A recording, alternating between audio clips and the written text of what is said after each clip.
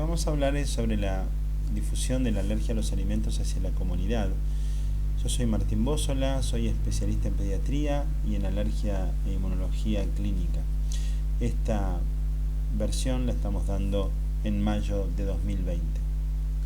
El público objetivo de esta presentación son padres, madres, cuidadores, familiares en general. Marcan algunas bases para nutricionistas y marcan algunas bases para médicos de atención primaria. Respecto a las cuestiones en que vamos a proceder a explicar y exponer, vamos a hablar un poco de qué es alergia, qué tipos de alergia alimentaria hay, cuáles son los alimentos involucrados, qué estudios se pueden realizar y los tiempos de resolución de las alergias alimentarias. En principio vamos a definir qué es alergia y es la capacidad que tiene el organismo de poder reaccionar de manera inadecuada hacia un elemento del ambiente supuestamente o teóricamente inocuo. Y en este sentido hay una alergia en el sentido estricto, en donde el que participa es el sistema inmunológico y que es él quien media el tipo de reacción. En este caso vamos a estar hablando de una verdadera alergia, cuando el sistema inmunológico esté involucrado. Y en un sentido más amplio, es cuando la reacción no está mediada por el sistema inmunológico y generalmente no es una alergia. Parece una alergia, pero no lo es. Generalmente esto es de origen viral o por la ingesta de alimentos ricos en histamina y tiramina o por la presencia de deficiencias enzimáticas que hacen que algunos tipos de alimentos no sean correctamente metabolizados y generen una fermentación anómala. Hay algunos conceptos generales para la alergia alimentaria. En principio, uno debe considerar que virtualmente cualquier alimento es capaz de provocar alergia alimentaria, aunque son unos pocos los responsables de más del 95% de las reacciones alimentarias. La alergia alimentaria es por comer y no por tocar. La alergia alimentaria es por llevarse a la boca el alimento que es ofensor, y cada vez que se consume el alimento en cuestión, los síntomas se van a repetir. Si existe una situación en donde a veces el problema aparece con la ingesta, a veces no aparece, entonces el diagnóstico de alergia alimentaria debe ponerse en duda y se debe sospechar en alguna de las otras cuestiones que pueden provocar una alergia en el sentido más amplio. Por lo tanto, el síntoma provocado por alimento, además de repetirse cada vez que se consume, suele ser similar frente a cada exposición.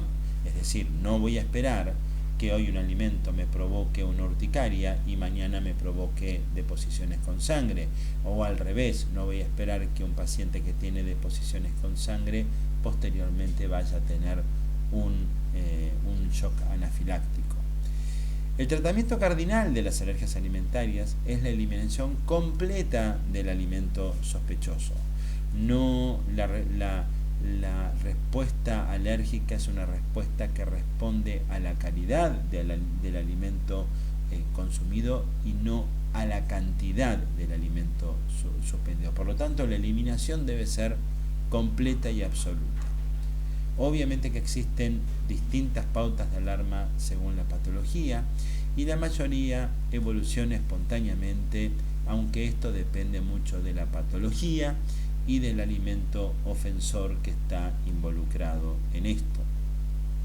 Entonces tenemos aquellas reacciones en donde no interviene el sistema inmunológico y podemos tener reacciones de tipo farmacológicas por la ingesta de alimentos ricos en histamina que suelen llevar a la producción de síntomas muy similares a la alergia alimentaria, esto es cólicos, diarrea, urticaria, angioedema de párpados, de oreja, de labios, etc.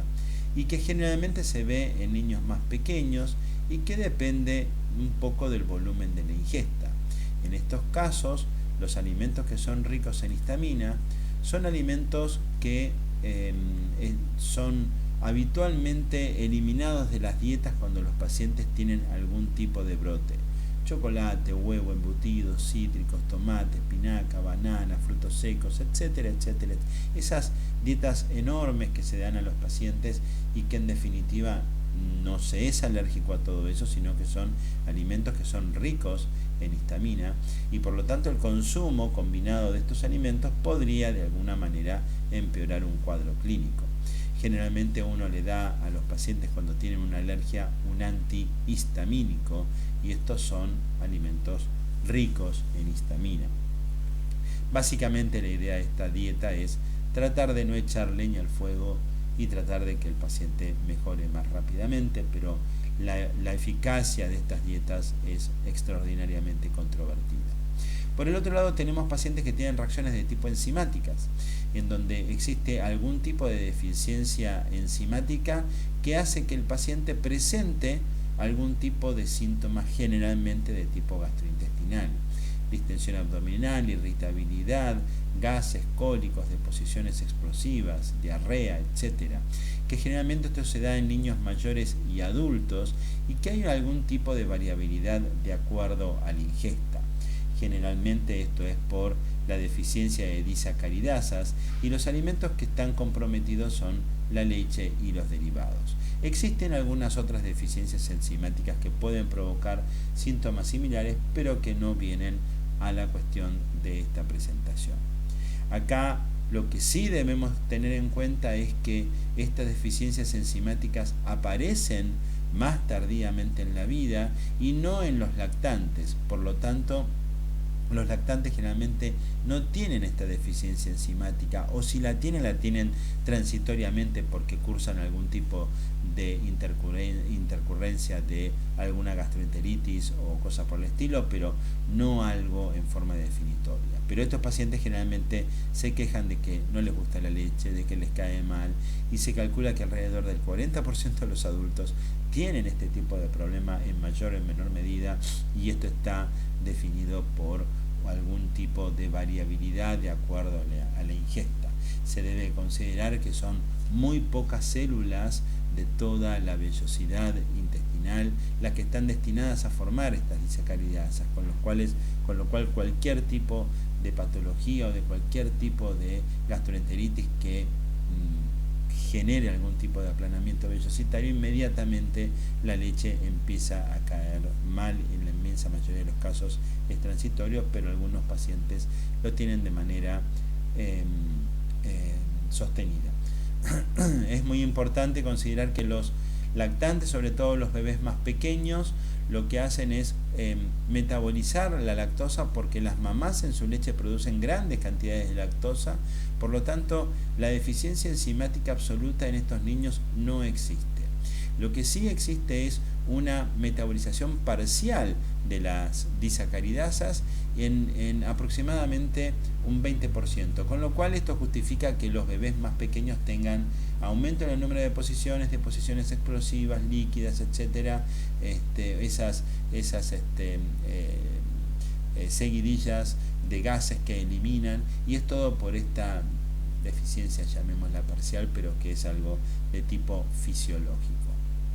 Habíamos dicho que no todos los, si bien virtualmente todos los alimentos pueden provocar alergias, son 8 los que producen más del 95% de las reacciones alérgicas, y ahí tenemos a la leche, al huevo, a la soja, al trigo, al maní, a las nueces de árbol, pescados y mariscos.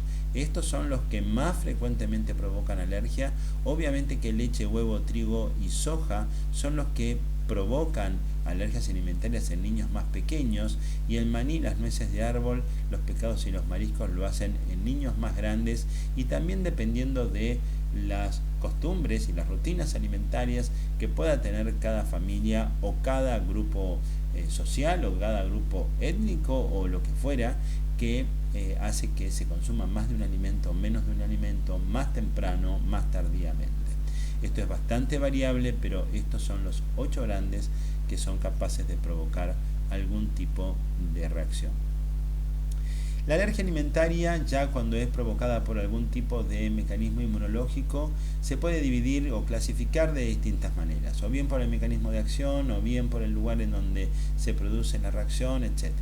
Yo prefiero en esta charla clasificarlas en extradigestivas, la anafilaxia, la urticaria, la dermatitis atópica, la rinitis alérgica y el asma, o digestivas, la esofagitis eosinofílica, la enterocolitis inducida por proteínas de los alimentos, las enteritis inducidas por proteínas de los alimentos o las proctocolitis inducidas por alimentos. Estos son pacientes los de anafilaxia que suelen tener reacciones extraordinariamente graves con falta de aire, hipotensión, tendencia al letargo, obviamente que pueden tener otro tipo de sintomatología como cólicos, diarreas, cólicos vesicales, incluso pueden tener convulsiones, infarto agudo de miocardio, y hay un 10% de los pacientes que pueden llegar a la muerte. Afortunadamente para pediatría y para los niños que son alérgicos a los alimentos que más comúnmente provocan anafilaxia, la posibilidad de mortalidad es muy baja y es afortunadamente muy benigna. La urticaria son estas máculas o manchas sobrelevadas o papulares que suelen picar y que suelen moverse de un lado hacia el otro. Sobre todo urticarias de tipo aguda son las que provocan la ingesta de alimentos, y existe una correlación tanto en la anafilaxia como en la urticaria de causa-efecto sumamente breve. Estamos hablando de 15 minutos a máximo 2 horas de aparición de los síntomas. Las dermatitis atópicas, que también se hablan, que también son una dermatitis que suele aparecer en los pliegues de los codos, detrás de las rodillas, en el cuello, en los bebés o en lugares de flexión. Es una patología que característicamente se habla de que es de tipo retardado. Sin embargo, cuando hay algún alimento involucrado, la dermatitis atópica suele empeorar en cuestión de minutos también. Con lo cual también es una patología de aparición inmediata. Ni hablar de lo que es rinitis y asma, muchas veces asociado con anafilaxia. La aparición de anafilaxia sería la combinación de urticaria más la aparición de algún tipo de síntoma sistémico, sea digestivo o sea respiratorio o sea cardiovascular.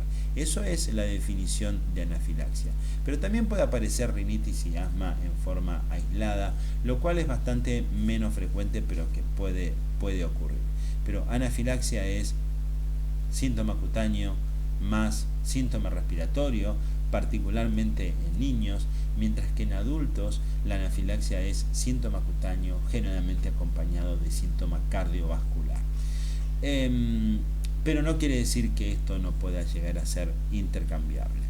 En el caso de este tipo de patologías, todas son mediadas por inmunoglobulina E o a lo sumo mixtas con algún sistema celular accesorio o eosinofílico accesorio, pero básicamente la inmunoglobulina E está como mediador inflamatorio principal, y estas son las que la gente conoce como alergias de tipo mediadas.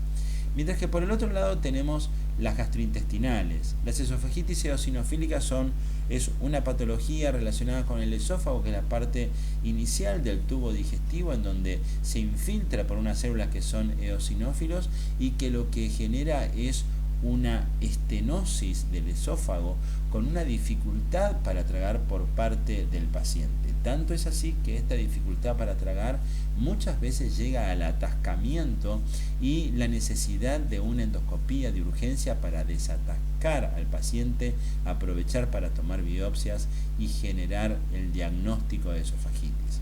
Otros pacientes, la aparición es mucho más insidiosa y suelen tener atragantamientos, salivación, aumento en la masticación, etcétera, que también pueden hacer pensar en una esofagitis eosinofílica. Existen varios perfiles aparentemente y muchos están relacionados con múltiples alergias alimentarias. Las enterocolitis inducidas por las proteínas de los alimentos es una patología sumamente Florida, en donde el paciente entre 1 hora después de haber consumido el alimento y hasta 6 horas después comienza con un episodio de vómitos cíclicos, en donde el paciente comienza a vomitar y vomita y vomita con una capacidad de deshidratación sumamente rápida. Se vasocontraen de tal manera que es muy difícil posteriormente de hacer el tratamiento de recuperación de los pacientes para la rehidratación. En muchas ocasiones son pacientes que tienen una primera exposición en donde aparecen todos estos síntomas, concurren a las emergencias y a las guardias como para poder atender a estos pacientes y muchas veces son confundidos con síndromes de shock tóxico, de shock séptico, en donde se quiere descartar inmediatamente una cuestión infecciosa alrededor de esto. Las enteritis inducidas por las proteínas de los alimentos, por otro lado, son patologías en las cuales el paciente suele perder proteínas y suele tener una malabsorción, en la cual el paciente pierde albúmina, son diarreas perdedoras de proteínas, en donde generalmente el paciente suele tener alguna desnutrición asociado al problema que tiene. Y finalmente las proctocolitis inducidas por las proteínas de los alimentos, que son lactantes menores de 6 meses, que suelen tener o bien cólicos o bien aumento del número de deposiciones, moco en las deposiciones, sangre en las deposiciones, característicamente en estrías, en hilos, metidos dentro del mismo moco que produce la enterocolitis, pero podemos llegar a tener pacientes en el espectro, en un extremo del espectro, con hematoquesias, que son deposiciones no con sangre, sino de sangre. Aún siendo deposiciones de sangre, este tipo de patología no suele desestabilizar al paciente y generalmente es una patología que desde el punto de vista médico no es algo grave, sino que es algo bastante benigno, con muy poco impacto. Los pacientes no se anemizan, no se les perfora el intestino, no suelen tener obstrucciones intestinales, andan muy bien, tienen un muy buen pronóstico y generalmente el 85% suelen tener una muy buena recuperación hacia el año de edad. Estas patologías son ya de otro origen. Puede estar involucrada la inmunoglobulina E en aquellas patologías mixtas, como por ejemplo en la esofagitis eosinofílica, pero el resto son de tipo celular o eosinofílico, como la enteritis inducida por alimentos o en las proctocolitis inducidas por alimentos, y en otros casos no conocemos exactamente cuál es la base histopatológica del problema, como en enterocolitis inducidas por alimentos. La gente a este tipo de patologías las conoce como no mediadas y generalmente hacen una gran diferencia entre mediadas y no mediadas. Las patologías mediadas entonces es por inmunoglobulina E específica contra algún tipo de alimento. Todas estas patologías suelen aparecer en los primeros meses de vida o cuando se incorpora un alimento nuevo en la dieta, y estos pueden aparecer como por ejemplo la esofagitis eosinofílica en cualquier momento en la vida, mientras el resto son de niños pequeños. ¿Los pacientes adultos pueden tener algún tipo de patología alimentaria? La respuesta es sí, sí lo pueden tener. No es lo más frecuente. Las anafilaxias en los pacientes adultos están más relacionados con drogas que con alimentos, mientras que en los niños están más relacionados con alimentos que con drogas. Lo mismo que las rinitis alérgicas y el asma. En los adultos está más relacionado con aeroalergenos, mientras que en los niños muy pequeños o está relacionado con otro tipo de evento, o a veces puede estar relacionado con alimentos. Las dermatitis atópicas, que pueden aparecer también más adelante en la vida, en general suelen tener algún grado de sensibilidad a algún alimento, pero difícilmente sea el alimento el causante de la dermatitis atópica. Sin embargo, en aquellas dermatitis atópicas en las cuales el tratamiento convencional no ha funcionado, se han descartado la posibilidad de una patología infecciosa, uno debe pensar que a lo mejor algún alimento puede estar involucrado en la génesis de todo este problema. Veamos los alimentos. Dijimos que son 8 los alimentos que están relacionados con todo este problema y vamos a ver cómo están relacionados con las distintas patologías. Vamos a empezar con el tema de la leche. La leche está característicamente involucrada prácticamente en todas las patologías que hemos descrito.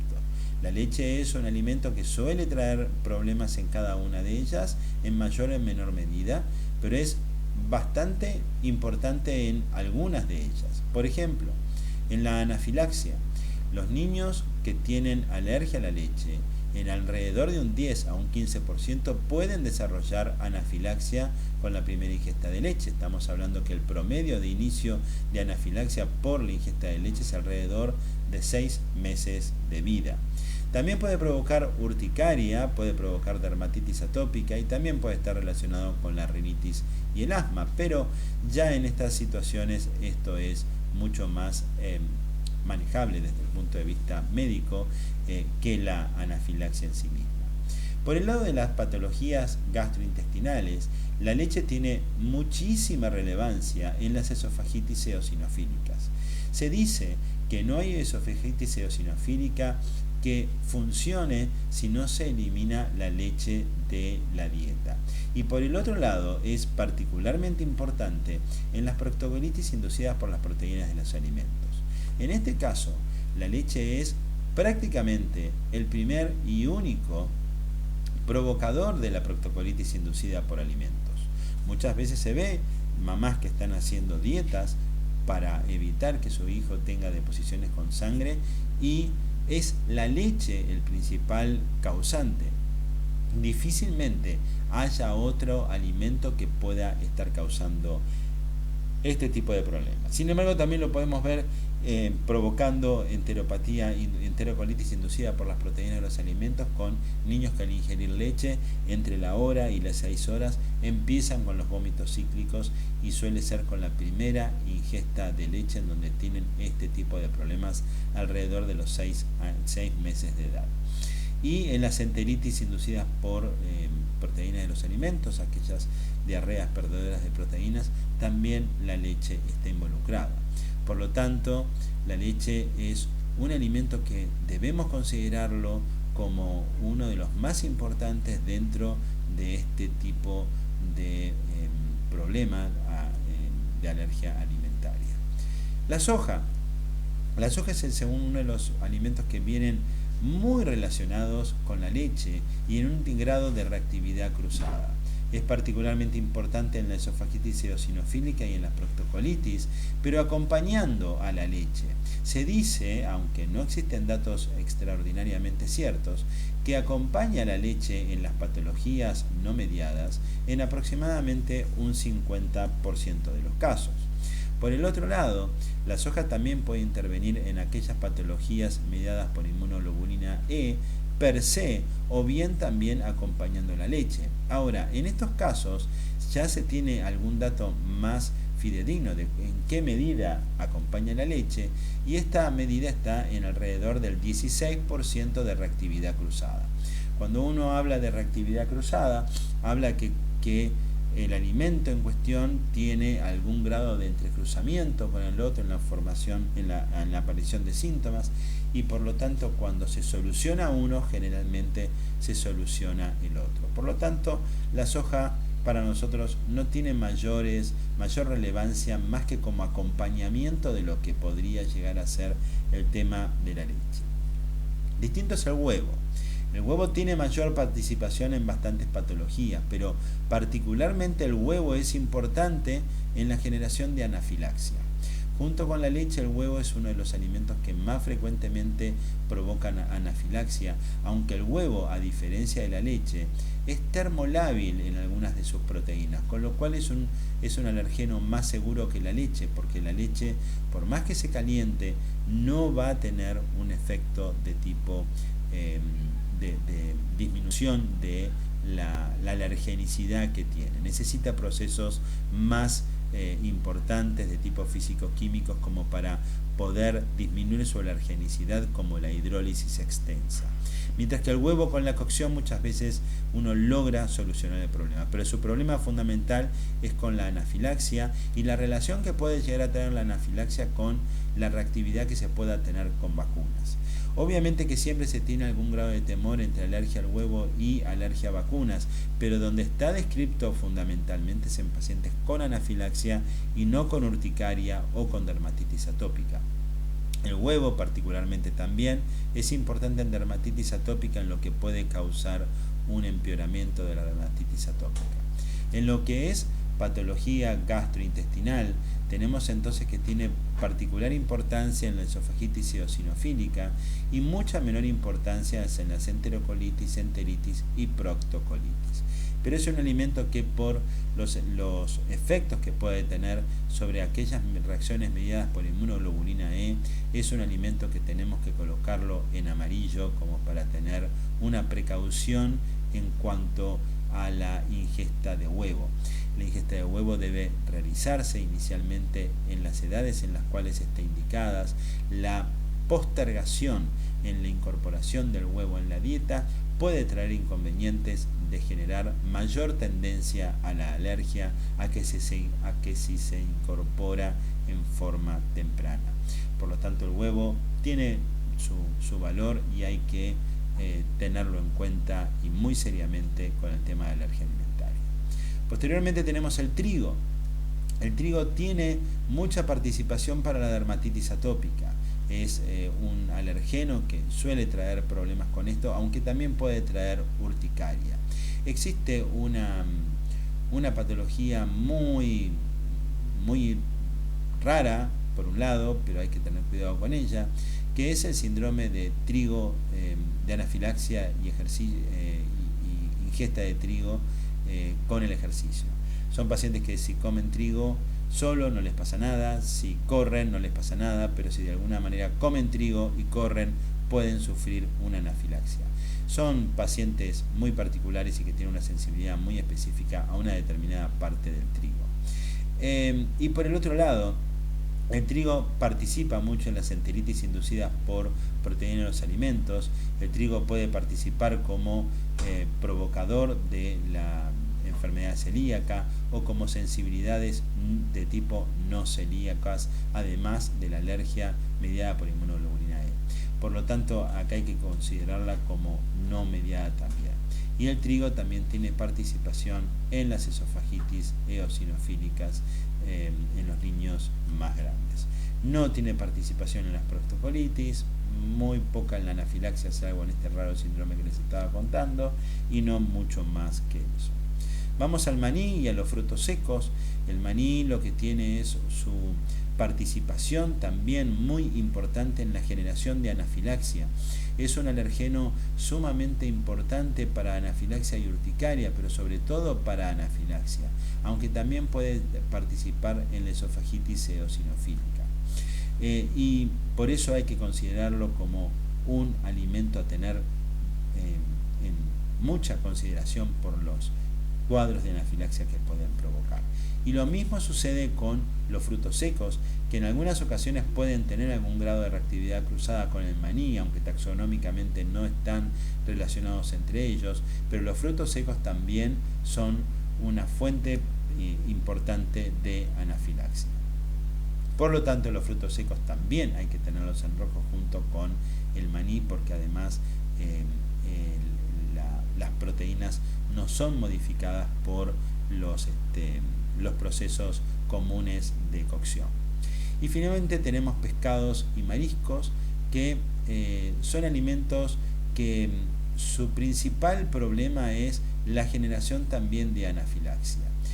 Los pescados no van junto con los mariscos. Hay gente que es alérgica a los pescados y no lo son a los mariscos, lo son a los mariscos, no son a los pescados.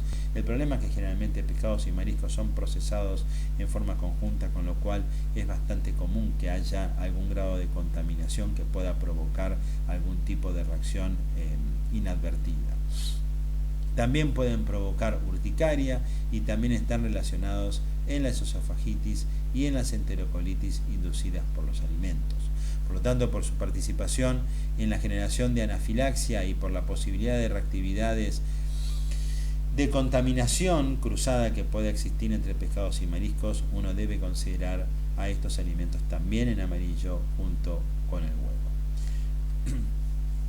De esta manera tenemos esta especie de semáforo en donde debemos considerar algunos alimentos como productores de alergia alimentaria grave y que deben ser considerados como tal, como la leche, el maní y los frutos secos, como alimentos que potencialmente son de los que habitualmente provocan reacciones más importantes, y otros que hay que tener en amarillo, como huevo, pescado y mariscos, porque tienen menos participación quizás en la generación de este tipo de patología más grave, pero que son alimentos que habitualmente pueden provocar reacciones severas y graves. ¿Qué estudios se pueden realizar en alergia alimentaria? Hay varios estudios, hay algunas veces y la mayoría de las veces, y sobre todo cuando estamos hablando de patología gastrointestinal, en donde muchas veces uno se maneja con el ensayo y error, como por ejemplo en la enterocolitis alérgica o como por ejemplo en la enterocolitis inducida por alimentos. Mientras que en otra patología como la esofagitis eosinofílica, la única forma de seguimiento es a través de biopsias y de videoendoscopías altas. Pero para los pacientes que tienen inmunoglobulina E mediada en su patología, la testificación cutánea a través de los prick test y con puntos de cortes específicos para cada alimento pueden ser una herramienta de valor para poder evaluar a estos pacientes. Lo mismo que el test del parche, una prueba que es poco comprendida y que desconocemos un poco cuál es su implicancia, sobre todo en las patologías no mediadas por inmunoglobulina E. Y también tenemos la determinación de inmunoglobulina específica en suero, que sirve también para las mediadas y que pueden reemplazar a la testificación cutánea, aunque es más frecuente que la testificación cutánea me dé positiva, a diferencia de la inmunoglobulina E específica en suero, aunque hay algunos sistemas de detección que son extraordinariamente sensibles. Pero todas estas patologías todos estos estudios están relacionados más con patologías de tipo mediada, con muy poca participación en aquellas patologías digestivas, aunque puede existir algún tipo de excepción respecto a eso, que no me voy a detener eso. Y finalmente está el estándar de oro para el diagnóstico, que es la prueba de provocación oral, que se suele hacer en algún tipo de patología digestiva como confirmatoria de diagnóstico, pero siempre como para considerar dar el alta al paciente. Digo, no se da el alta al paciente porque tiene o no tiene una testificación cutánea positiva o negativa, sino porque frente a la introducción nuevamente del alimento, los síntomas no vuelven a repetirse. Los tiempos de resolución. Hay que aclarar algo. Una vez que la alergia alimentaria se resuelve, se resuelve. La generación de tolerancia es una generación tiene una sola dirección. Cuando se tolera y no se vuelve a ser alérgico a algún alimento. Pero de alguna manera depende de la patología y del alimento involucrado. No es lo mismo tener una anafilaxia que una urticaria, que una dermatitis atópica, para poder ver cuál es el tiempo de evolución y de resolución que puede tener. Sabemos, por ejemplo, que aquellos pacientes con anafilaxia al maní difícilmente resuelvan su problema, mientras que si son alérgicos a la leche, probablemente resuelvan el 50% a los 5 años de haber tenido la sintomatología. Con la urticaria se calcula que el 50% resuelven hacia los 2 años de vida y el 80% a los 5 años de vida, pero esto no es así para todos los alimentos, es más para la leche de vaca que para pescados, mariscos, maní o frutos secos. Y en la dermatitis atópica es indefinida, aunque se calcula que probablemente no haya alguna resolución bien establecida. Mientras que en las no mediadas, las esofagitis eosinofílicas pueden tener varios perfiles y varias evoluciones, con los cuales muchas veces estas patologías se resuelven en forma espontánea en el plazo de un par de años o 3 años. Mientras que para la enterocolitis inducida por las proteínas de los alimentos, la resolución es tan poco clara como que no sabemos cuál es exactamente el origen, pero se propone hacer desafíos como a corto plazo de 2 años. En general suele esperarse más, y como la patología es tan florida y el paciente la pasa tan mal que generalmente no quieren volver a tomar el alimento, lo mismo que en los pacientes que han sufrido anafilaxia. Difícilmente un niño que durante muchos años no ha consumido alimento de algún alimento que le provoque alergia suela generalmente volver a incorporarlo a la dieta, pero la prueba de provocación lo que nos genera a nosotros es un margen de seguridad de saber que este niño puede generar una vida totalmente normal sin riesgos de poder tener algún tipo de problema por la ingesta de este paciente. Queda poco claro para la enteritis inducida por alimentos, y en la proctocolitis alérgica el 85% de los pacientes resuelven hacia el año de vida, y muy probablemente el 100% entre el año y medio y los 2 años de vida.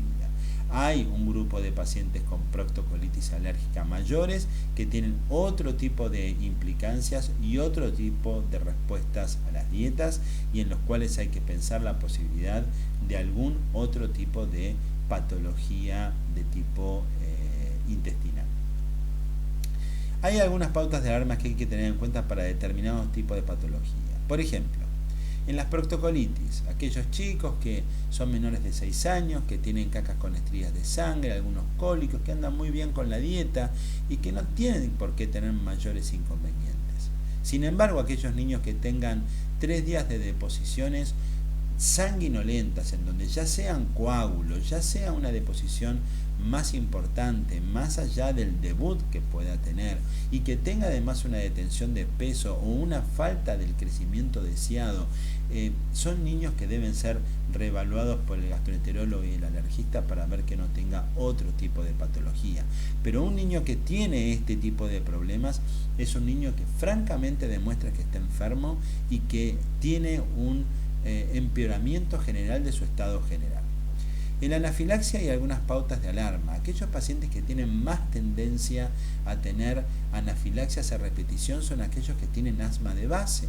Si un paciente tiene broncoespasmo de base, tiene más tendencia a la anafilaxia, y sobre todo aquellos pacientes que tienden a reaccionar con trazas del alimento, con muy pequeñitas cantidades que son prácticamente no medibles en un alimento. Diferente a los pacientes que reaccionan con más cantidad, obviamente que el umbral es importante. Y en pacientes que están en tratamiento por esofagitis eosinofílica, aquellos que tienen aumento de salivación, mayor tiempo de masticación, incremento en el consumo de agua para tragar los alimentos o atragantamientos, son pacientes que están teniendo algún tipo de problema alrededor de su dieta y deben volver a ser evaluados para definir si hay que eliminar algún otro tipo de alimento o hacer algún otro tipo de estudio invasivo para saber cuál es el grado de inflamación que tiene ese esófago. Bueno, espero haber sido concreto con lo que hemos conversado, y que haya sido de utilidad para todos ustedes. Muchísimas gracias por seguir este canal.